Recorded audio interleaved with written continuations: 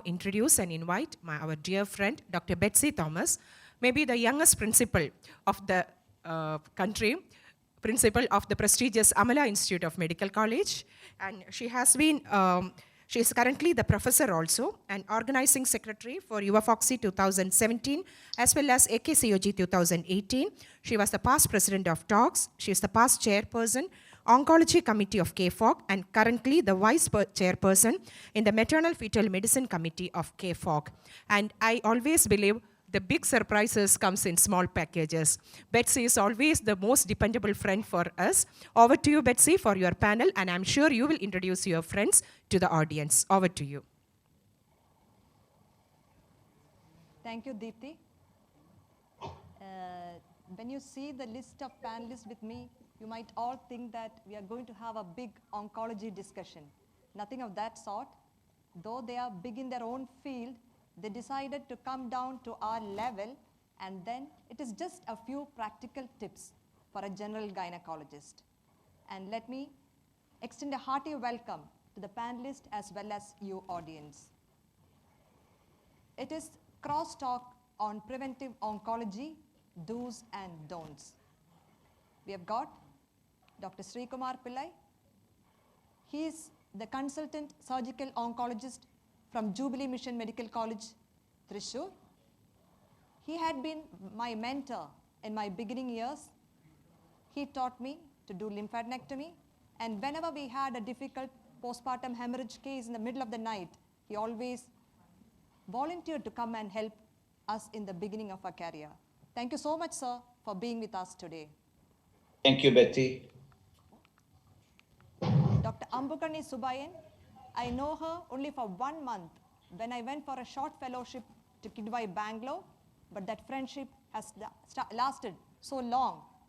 And she, a famous gynae oncologist from Coimbatore, she's a very good academician, a down-to-earth personality, and when she starts talking, you will understand the content, what she has got. Welcome you, Anbu. Thank you so much, Betsy. Thanks for that introduction. Dr. Jnanashankar Nateshan, my own classmate from JIPMA. We were together for 3 years, and he is a consultant gynae and minimal access surgeon from Salem. He would have done his famous laparoscopic surgeries, especially a scar pregnancy, a cesarean scar pregnancy, which will become viral these days.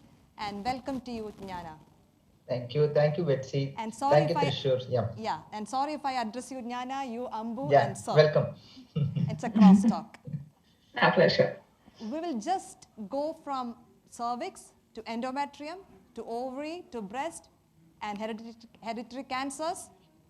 And treatment of gynec cancers is not a cup of tea today. Without wasting much time, let us move on to cervix. Let me put a few clinical scenarios so that our audience will come along with us. A 35-year-old lady with routine pap smear showing metaplasia. Anbu, what will be you doing? Nothing at all. Metaplasia is a physiological process that happens in every woman. So this is not a pre-malignant condition. You don't need to do anything further. Follow her up as usual. Thank you so much, because we do get a lot of consultations and referrals for hysterectomy to do, in metaplasia. So metaplasia, nothing to be done. The same lady, Ambu, but now she has got low-grade squamous intraepithelial lesion or CIN1. Anything else? The ideal thing to do is a HPV DNA triage. And if she is HPV DNA positive, you need to subject her to a colposcopy. If she's negative, then you can follow her up. Do we have HPV DNA triaging in all centers across the country, or is it only in only a few centers? It's becoming very, very easily available, I would say. It was started by a few private laboratories, and they do collection at your doorstep, in the sense your clinic or your hospital. And most molecular biology setups can actually easily do a HPV DNA screening. So in fact, we should aim to do that because it's now the recommendation to screen women with HPV DNA. So we need to inquire and make sure, we have access to this because it's become the current standard of screening for Indian women according to our Indian guidelines as well as international guidelines. Yeah, and if it's negative, You just follow her up. if it's positive? Colposcopy. Okay, thank you so much. So we have got good clinical practice, recommendations, guidelines from our own country. We need not follow the RCOG guidelines, but it is adapted from RCOG. And as Ambu clearly said, we have to go for HPV DNA testing. No need to do hysterectomy. That is a message here. And then if HPV DNA is positive, go for colposcopy. Just can I add a Yeah, small Jnana, word please. here? Yeah, regarding this metaplasia that you were telling, no, meta is a Greek word for change in form, one cell to another. Yeah. So that is a good word. The bad word here is dysplasia and atypia. If you have a smear which says dysplasia, atypia, that's a bad word where you have to really intervene. Metaplasia is a good word. So this is very common in even our region where people end up having a hysterectomy for a report saying metaplasia. That is to be highlighted and condemned.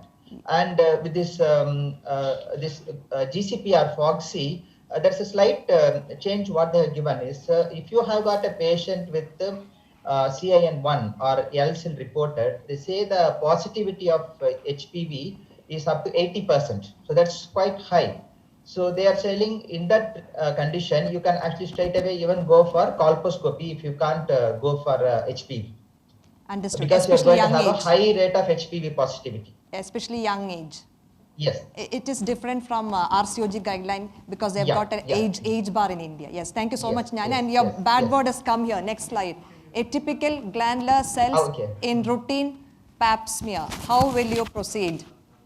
Ambu? Yeah, so- Ambu or Jnana? Jnana, you want to take it? Yeah, the bad word. Okay. Okay. The word glandular, so it's atypical glandular. So what we generally presume is the older the individual is, the higher the risk that we are going to find a cancer in this woman. So at the age of 40, roughly 3% of these people will be having an endocervical carcinoma. Yeah. But we should not focus only at the cervix. Whenever we find the atypical glandular cell, we need also look at the endometrium. So you will go for a colposcopy, go for an endocervical curettage, go for an endometrial biopsy. Yes, thank you. If So, all these three are negative, then do a co-testing. But if it's positive, then we proceed. Thank you. Not just focus on cervix, look into the endometrium. yeah, also. because glandular cells, we have to rule out endocervical and endometrial elements. So women with cytology report of atypical glandular cells should be evaluated with colposcopy and directed biopsy along with endocervical and endometrial sampling as Jnana shared with us. Ambu, what about HSIL or CIN2-3? That is high-grade squamous intraepithelial lesion or severe dyskaryosis or CIN2 or 3 management. Like, how is it different from low-grade lesions? This is one indication where you have to directly go for a colposcopy because you've got a higher chance of finding a malignancy. So there is no triaging with any other test. This lady needs to have a colposcopy, fast track, and you need to make sure that you rule out invasive disease or pre-invasive disease by doing colposcopic directed biopsies. That is going to be the management HETSL, colposcopy, and biopsy. Okay, and there's no need to do HPV DNA here. That's a message.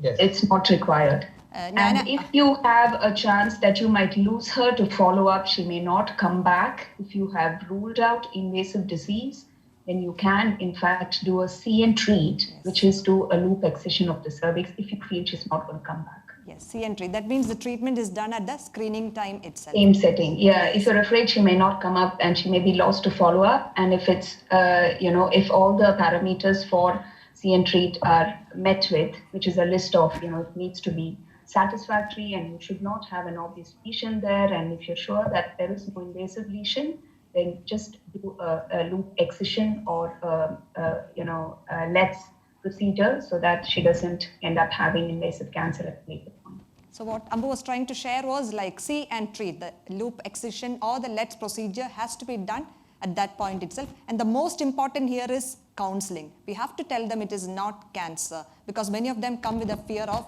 HSIL, even LSIL is referred as cancer. So that's a whole message from cervix. Shall we move on to endometrium? Yep. Yes. Okay, Jnana, sir has been kept aside for ovary and breast because sir is a surgical oncologist, so I'm just finishing between Jnana and Ambu. Jnana, now you have got a 65-year-old first episode of postmenopausal bleeding. How will you proceed? Because recently my maid went to a local doctor with the first episode of postmenopausal bleeding and he said nothing doing. Don't worry, you go back. But I got scared and I called her and did a clinical examination and did an endometrial, ultrasound for endometrium. So, like, can you reassure with the first episode or you should be doing something, Jnana? No. I think it's a high time, just like how we are spreading the message of corona, no? To every phone call you keep hearing message of corona. I think we also need to spread the message that every postmenopausal, perimenopausal irregular bleeding, postmenopausal bleeding, postmenopausal discharge needs a proper evaluation. What evaluation you want? So this patient, I will want to also look at her risk factors. So like obesity, associated comorbids, whether she's on any medication like HRT, and then a good clinical examination where I'll want to look at the cervix for a growth or any polyp out there, look at the uterine size. If I have to ask for investigations, 2 investigations, one is a transvaginal ultrasound to note at the endometrial thickness and the endometrial cavity and an endometrial biopsy. Okay, thank you so much. And what will be your endometrial thickness threshold for postmenopausal lady, for this lady, 65-year-old? Yeah, anything more than 4. Yes. We generally go ahead and then take a biopsy. Okay, anything more than 4 has to be sampled. And Ambu, suppose the same lady had been only 40 years, any threshold for endometrial thickness? Premenopausal. So in premenopausal, your endometrial thickness is very varied depending upon the menstrual cycle. So there is, you cannot depend on an endometrial thickness to triage patients. Like Jnana said, in postmenopausal women, most of the guidelines say that it's about 3 to 4 millimeters. And the chances of finding a malignancy if the endometrial thickness is less than 3 millimeters is only less than 1%. So you're fairly confident, of the negative predictive value. If it's less than 3, your chances of missing a cancer is very, very less. It's less than 1%. But we can't say that for sure with premenopausal women because there is no definite cutoff. However, having said, so it all goes with clinical suspicion. So if she's high risk, say PCOS, if she does not have any withdrawal bleeding, if she's got other metabolic risk factors like diabetes and hypertension or AUB, heavy menstrual bleeding, British guidelines like RCOG guideline does mention that for a woman who's high risk, say all of these factors that I mentioned, when she has an endometrial thickness of less than 7, they didn't find any evidence of endometrial hyperplasia in a small group of patients. So you could use that as a rough take home, saying less than 7, maybe it's not, so high risk, but you want to keep her on follow-up and you need to have a high index of clinical suspicion. There is no definite cutoff in premenopausal. Okay. So if you have attempted your pre-test, 5 questions were there. This was the second question what we had put up. If you have not attempted so far, please go back and attempt the pre-test also. So you'll get a better explanation for why we have to do endometrial sampling. And what device, Jnana, have got any any specifications for the device what you're using? At my practice, I think we prefer using our outpatient biopsy with a people's suction cannula.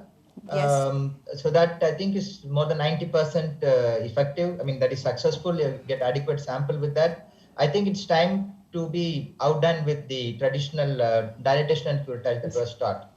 Okay. So people's outpatient biopsy would be my first choice in there. And when will you do hysteroscopy? Yeah, so if it is, if it comes as inadequate sample, or if there is a discrepancy between the smear and the biopsy report that comes, or if there is any associated structural lesion which we find in the imaging, at that time I will want to go for a hysteroscopic biopsy. Okay, thank you. A 43-year-old with heavy menstrual bleeding and endometrial sampling report of hyperplasia without atypia. Again, many of these patients undergo hysterectomy. So the message is, what's your course of action, Ambu? Myrina. Okay. Why? I would so it's medical management because I think gynecology should be mostly medical management unless it's really necessary. So I think Myrina is like the cure-all for many diseases now, for dysmenorrhea and heavy menstrual bleeding without even any hyperplasia. But for hyperplasia without atypia, in order to good response, lasting response, and not have recurrent abnormal bleeding, if the woman is just willing to wait for the 3 to 6 months of time, I would just put in a levonorgestrel IUS. What's your take on oral progesterone? Oral progesterone, Anbu? So with oral progesterone, there are some women who are very scared about intrauterine manipulation and devices. So if it is oral progesterone, it has to be continuous. Because if it is, a 14 days regimen and withdrawal bleeding and then another 14 days, if it is not continuous, the efficacy of progesterone treatment is not good. It needs to be continuous progesterone given for 6 months or 3 months, and then you reevaluate her. But the chances that she'll have recurrent episodes of AUB is going to be higher. So that comes down with Mirena. So that would be my first choice. And if oral, it needs to be continuous. Yes, okay. This slide shows why Ambo said that. So with Mirena or LNG intrauterine system, the reversion rate is as good as 100%. And if it's oral progesterone, it has to be continuous with a 96% success rate. And the cyclical oral progesterone, we all used to give that. The Royal College also changed the guidelines recently. The reversion rate was only 69%. What about some situations like, suppose, Jnana, you are going to do hysterectomy for that patient. That patient is not reverted. Ambo put Mirena for 6 months and then 1 year, still she is on and off bleeding, and you did a sampling with Mirena in situ, and still endometrial hyperplasia without atypia. What next, Jnana? Or oral progesterone, she's not responded. After 1 year, she's not responded. You're sampling twice, sampling report is same. Yeah. So a persistent hyperplasia without ATP, again, we'll want to go for surgery in that case. So I run out of options with oral progesterone and LNG-IUS. Then I'll want to go in for surgery. Agreed. What about oophorectomy in that situation? Yeah, I don't think we really need to go in for oophorectomy unless the patient is a postmenopausal woman. Okay. But even then, I think we will want, in a premenopausal woman, you conserve the ovaries, remove the tubes and the uterus. So that would be the surgery. So removal of the tubes but not ovaries. Suppose the same patient was atypical endometrial hyperplasia. Atypical. Yeah. In atypical, what happens, our primary concern is her progression to malignancy is very high. So we will always advise surgery in them. More importantly, they may be already having a coexisting malignancy. Already there may be a malignancy inside when it is an atypical one. So I will want to do a MRI to know whether there is already a coexistent malignancy in her. Then I want to see, in case she is very keen on preserving her fertility, then we have got a medical options. Otherwise, we will again want to go for a hysterectomy with oophorectomy. Okay, what Jnana was trying to tell is atypical endometrial hyperplasia, there's a coexisting chance as high as 40%. And if you don't do a surgery, they can 30% of them can progress to malignancy. Ambo, young nulliparous lady, say 30 years, nulliparous, she's coming with atypical endometrial hyperplasia. Again, your Mirena or something different? Young person with atypical hyperplasia, see, this is a break from protocol, okay? Because if it is atypical hyperplasia, your risk of malignancy is very high. So the standard recommended treatment is a hysterectomy. So there are a small subgroup of patients like who wants to conserve uterus for fertility option. Breaking from protocol, taking good consent, good counseling of, the chances of success, which is in the range of about 80% for reversion to normal and about 30-40% for, say, a successful pregnancy. You can put her on progesterone, oral progesterone. The recommended medication is megestrol acetate or medroxyprogesterone acetate, but there are a lot of trials now which support the use of LNG-IUS as well. And this is done over a continuous 3 to 6 months and then 9 months. Most patients take about 9 to 12 months for good response. So she needs to be very closely followed up every 3 months. You need to evaluate her with ultrasound. Some guidelines also say evaluate them with hysteroscopy. You wait for about 12 months and biopsy her at that point. If she's reverting back, then you take a call on whether to continue it further till she wants to try for a pregnancy, or, if she's not responded, this is the time that you really need to have a chat with her about hysterectomy. So thank you. So the message is she should have at least one normal sampling report before she can embark upon pregnancy. Okay, now let's move on to ovary. Jnana, a 17-year-old girl with an incidental ultrasound finding of a unilocular 4 centimeter ovarian cyst. What will be your take on that? It's very common to find functional ovarian cyst in a woman's reproductive lifespan. So unilocular, unilateral, eco-free, less than 5 centimeter cyst, we always observe, wait for 3 months, they resolve. So I will want to reassure her and ask her to come after 3 months or 3 cycles, and then do ultrasound only to say that it is resolved. Okay. And all The point, yeah. you do not need to do a CA-125 in this Yeah, girl. yeah, very good. CA-125 That's is not very required important. in Because unilocular. premenopausal, a CA-125 is going to unnecessarily confuse you. It may be high because of many different conditions, most commonly menstruation itself. So do not do a CA-125 if it is less than 5 centimeters and all the parameters that Dr. Jana said just now. Do not do a CA-125. It's not necessary if it is unilocular, simple, unilateral, less than 5 centimeters. It's most likely a functional cyst and it's likely to go away in 2-3 months without any treatment. Yeah, very You don't good. need to put them on oral contraceptive pills as well. It's not required. Okay, no need for oral contraceptive pills or progesterone. So we're talking about less than 5 centimeter. 5 to 7 centimeter cyst should have yearly follow-up, and more than 7 centimeter simple cyst should be considered for either imaging with MRI or surgical intervention.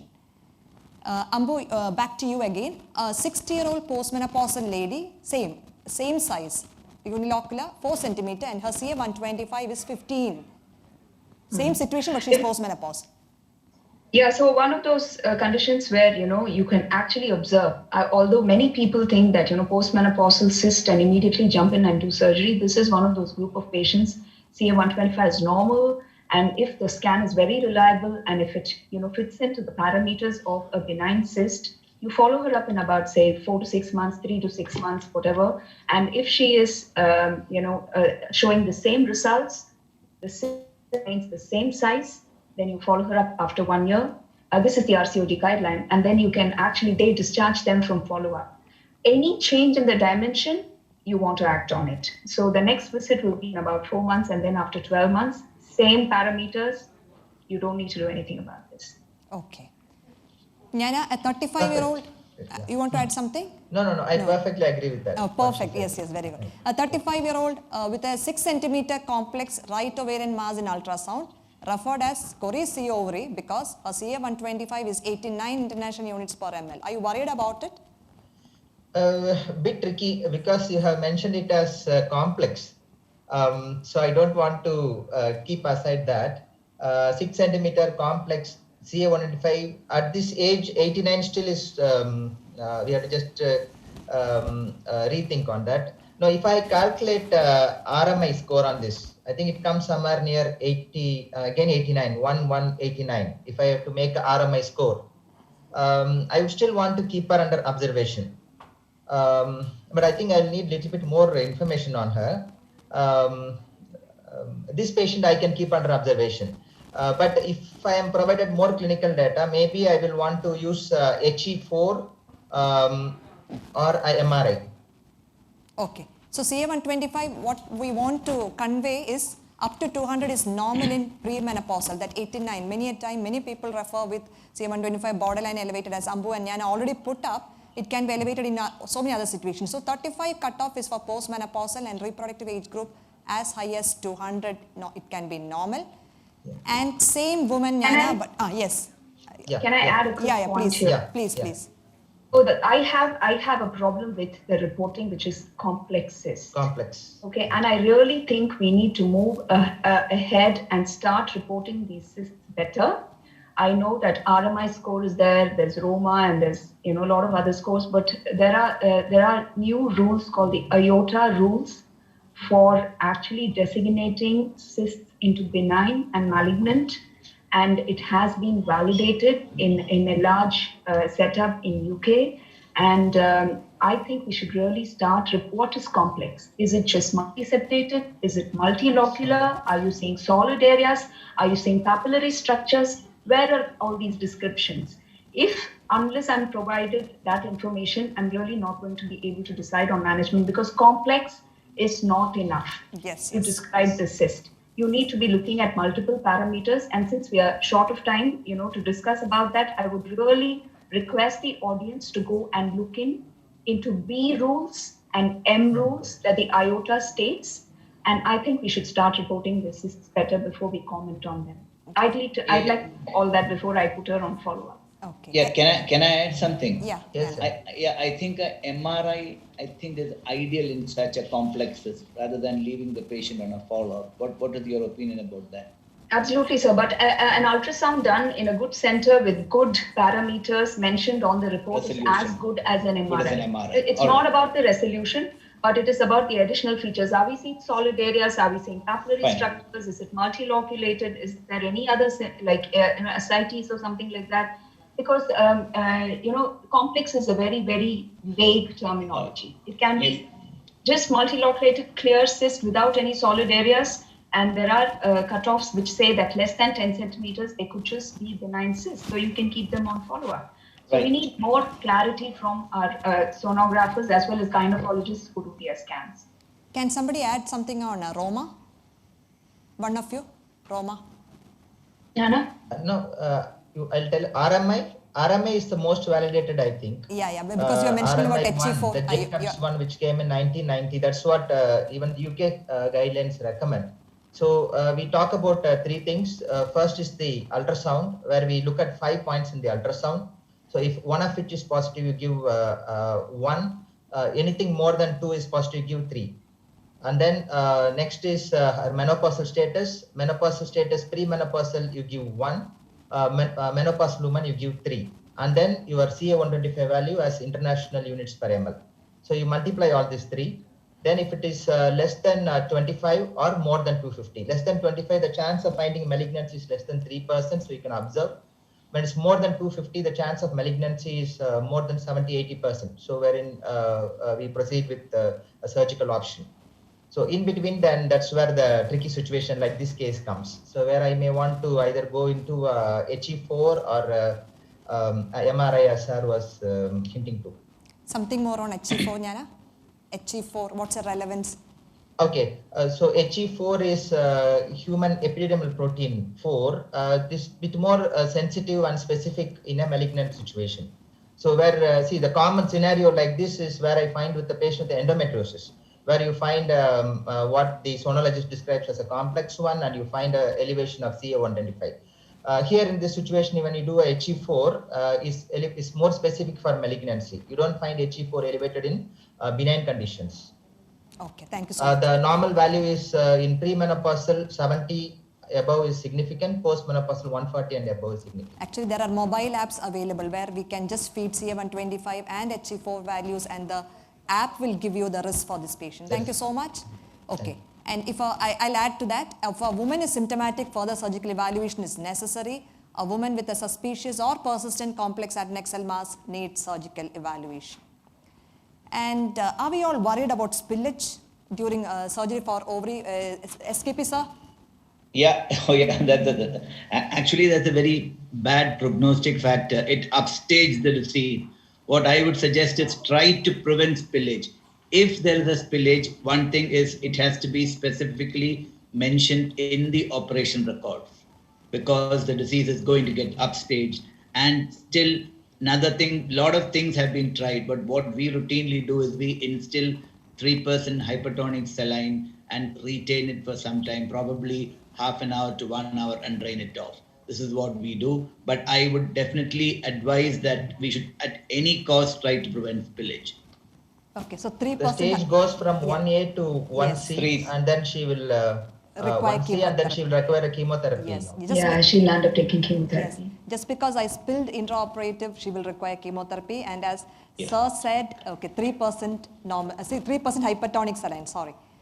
Like many times we get referrals saying that, like say a 20-year-old lady who has been operated for ovary, maybe an ovarian cystectomy or ovariectomy, whatever it is, and when the patient is being referred to the oncologist, they'll send back to us saying that staging was incomplete. Ambu, like what can you tell our audience just to have, not to have that word, incomplete staging? What can they do during surgery for ovary? I mean young patients where we are preserving fertility.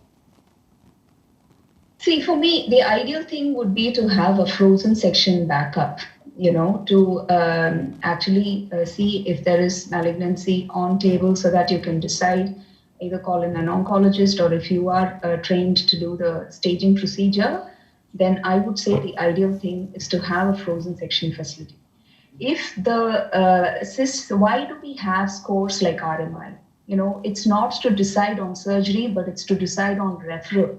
If the risk of malignancy is going to be higher, if you cannot tackle it in your institution because of lack of facilities, I would say just do not operate on these girls or women, young women, because many times they have to end up having second surgery, or they are compromised because we cannot give them prognosis, we cannot give them the right staging, and maybe even not be treating them.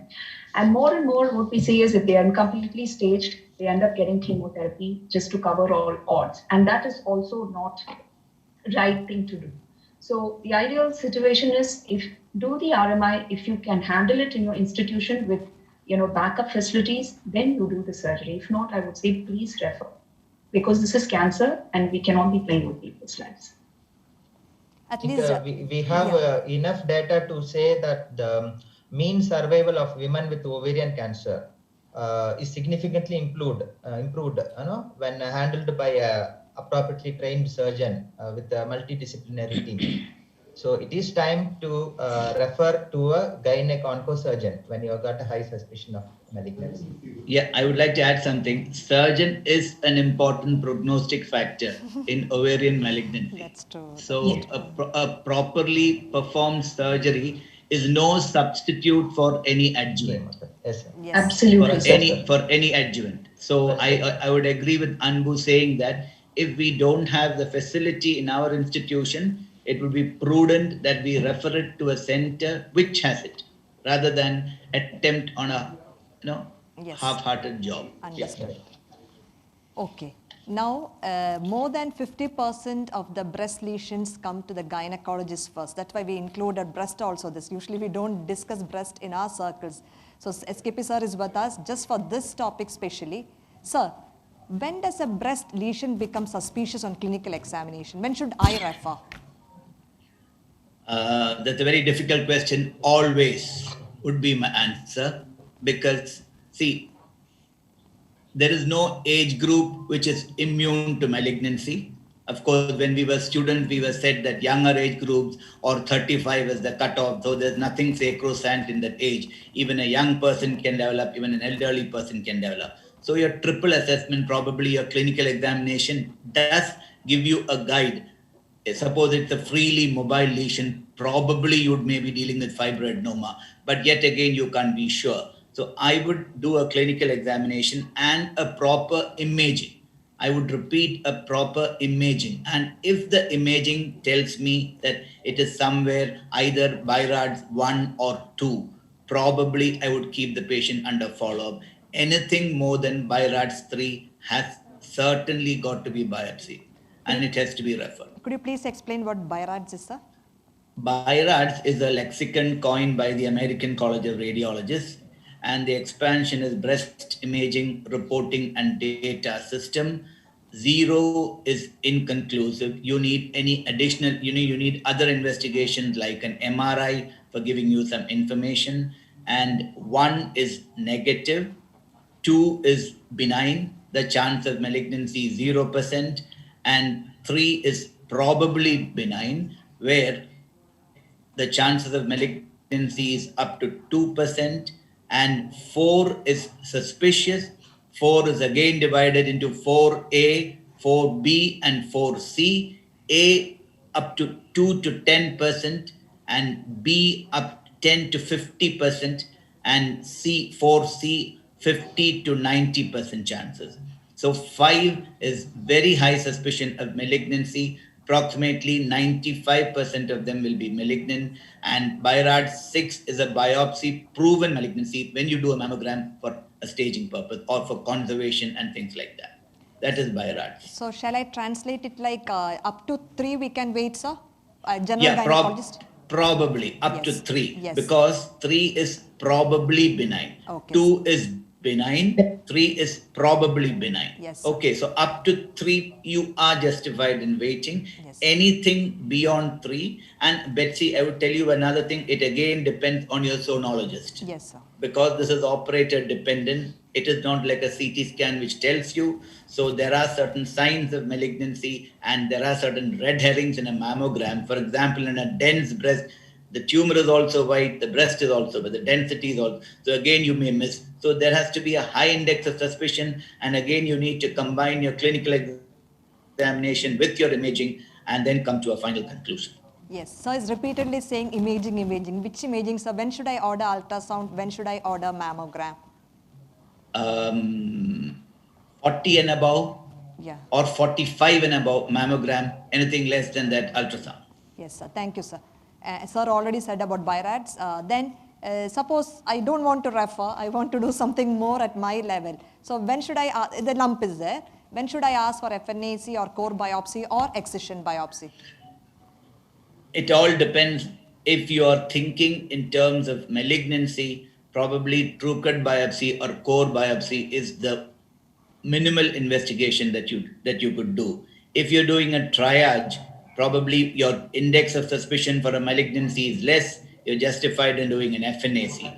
And 1 or 2 core biopsies negative, then I would advise the patient go for an excision biopsy, or if the lesion is big enough, to go for an incision biopsy rather than an excision biopsy.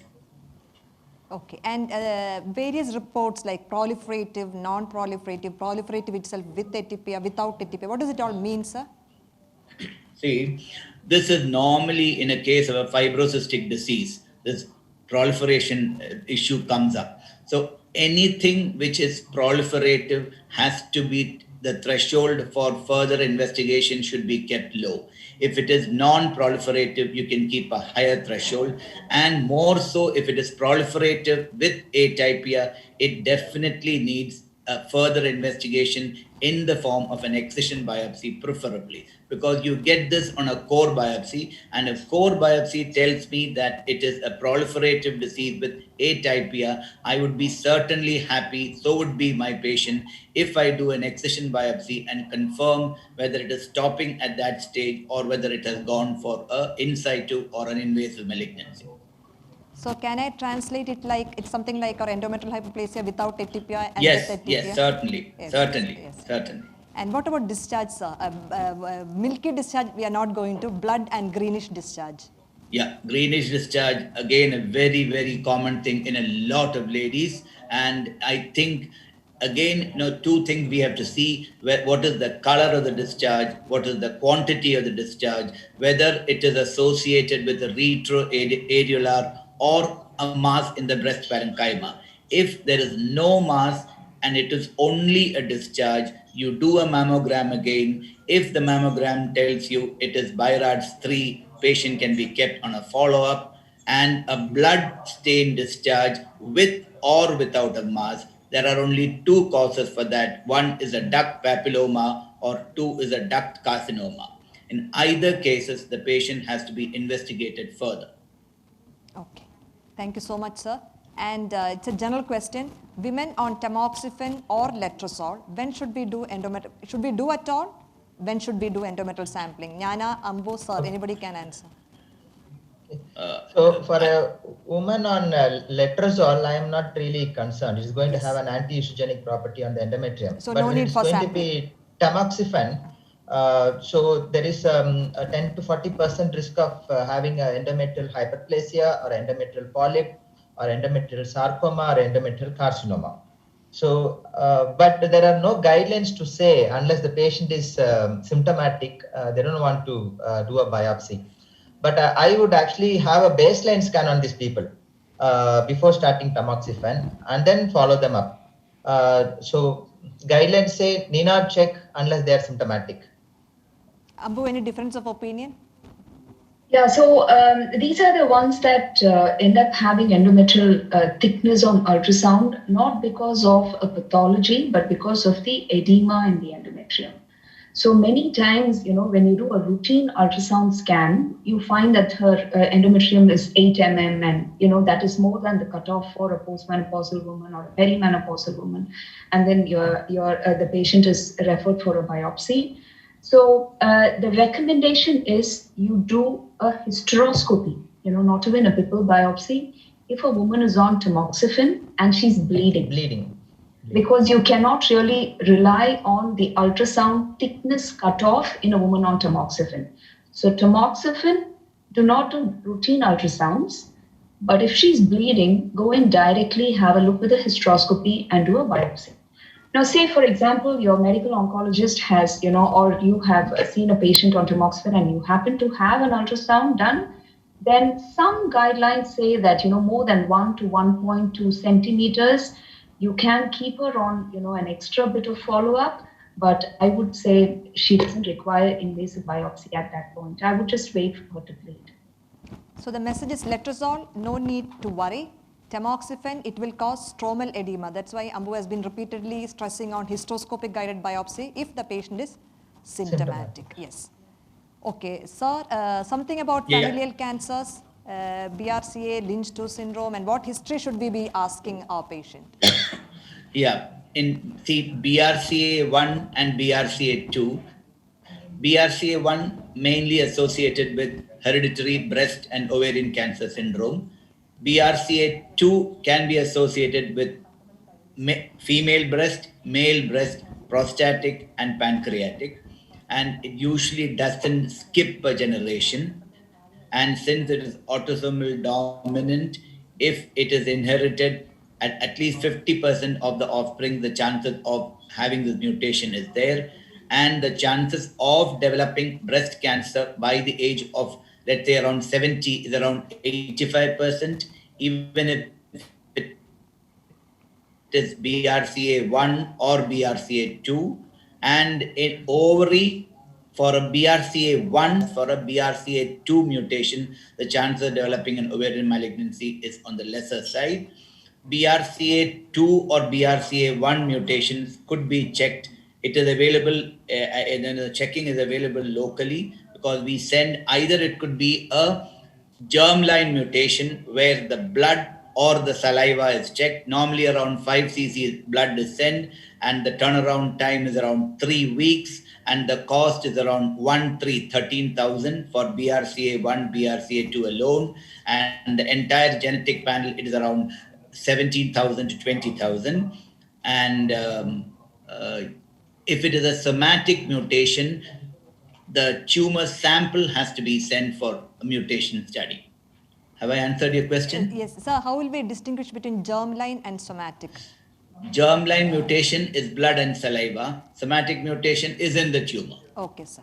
And it doesn't skip a generation. That means normally it doesn't skip a generation. So I would explain a little more on it. Suppose an index patient has got a BRCA1 mutation in her breast cancer. There is a 50% chance that the offspring can get. If the first generation doesn't get, the second generation is not going to get. That is what I meant. Something like Mendelian, autosomal dominant. Yeah. Yes. Okay. Yes. So yes. Something on Lynch syndrome. Yeah. Lynch syndrome, described by Henry T. Lynch, and it's otherwise called as hereditary non-polypotic cancer, the most commonest cause of a hereditary cancer, hereditary colorectal cancer, normally found in around 60 to 80% of Lynch syndrome cases. The other cancers which can come are, one is endometrial cancer in around 50 to 60%, and then gastric cancer, pancreatic cancer, renal and upper ureteric cancer, brain cancer, and skin cancer. Ovarian cancers are not normally found, but around 1 to 10% can have ovarian cancers as well. And normally we follow a criteria called as Amsterdam criteria to see. It's very simple. One is, if you have developed a colorectal cancer at a younger age and the cutoff is around 50 years, if 2 successive generations are affected with the tumor, 3 if more than 2 first degree relatives are affected with the same colorectal cancer, or an individual has got a colorectal cancer and an endometrial cancer subsequently, in all these cases, it would be prudent that you suspect that you're dealing with the Lynch syndrome. And again, there are tests available because normally the Lynch syndrome is caused by a mutation in the mismatch repair genes, and normally there are 5 mismatch repair genes. I'm not going into the details, and one could again test it by checking the blood, and this is also available in India. Okay. And if sorry, tell me. So something about risk reducing surgery after all these Yeah. percentages. Risk reducing surgery is normally done in one is BRCA1, BRCA2 mutations, because if BRCA1 mutation, there is a 80 to 85% chances that you can get a breast cancer. So a subcutaneous prophylactic mastectomy is normally done. Subcutaneous mastectomy, I mean the nipple and areola is spared, but again, the chances that you won't get breast cancer is around 95%, because there is still a chance, because some amount of breast tissue is left behind posterior to the nipple and areola, so it is not 100%. And again, by doing a bilateral salpingo oophorectomy, there is a 50% chance that you could prevent breast cancer, ovarian cancer, fallopian tube cancer, and primary peritoneal malignancy. This is as far as risk reduction surgery in breast cancer. And in colorectal cancer, again, like if you are suspected to have a Lynch syndrome, thing is that you should have your the first colonoscopy done when you're approximately 20 to 25 years of age, or 10 years younger to the youngest person who is affected with the malignancy. And after that, if suppose you have found some abnormality on your colonoscopy, then risk reduction surgery in the form of a total proctocolectomy is advised. Yes, sir. And yes, for the women, hysterectomy and bilateral salpingo oophorectomy. Hysterectomy and bilateral salpingo oophorectomy is also advised if it is a lady. Yes. So the point taken is, even after doing this risk-reducing surgery, the risk is not going to be 0%. Is it not right, sir? Yes, very much. Okay, so that brings us to the end of this crosstalk. And when Deepthi gave me a chance to invite whomever I want, I can call. I personally chose these three within half an hour. Deepthi was telling within half an hour, I contacted the three of them and they readily agreed. And each one of them is very close to my heart. That is why you're all here today. And thank you so much on behalf of all the audience. Thank you so much for joining us today. They waited for such a long time because, the virtual conclave is not an easy task. Thank you so much and good night. Thank you. Thank you. Thank you, Betsy. Thank you. Thank you, Trishur. Thank you. Thank you, sir. Bye-bye. Thank you. Thank you. Nice seeing both of you. Yeah, thank you. It's mine. Bye, Jnana. Bye. Thank you.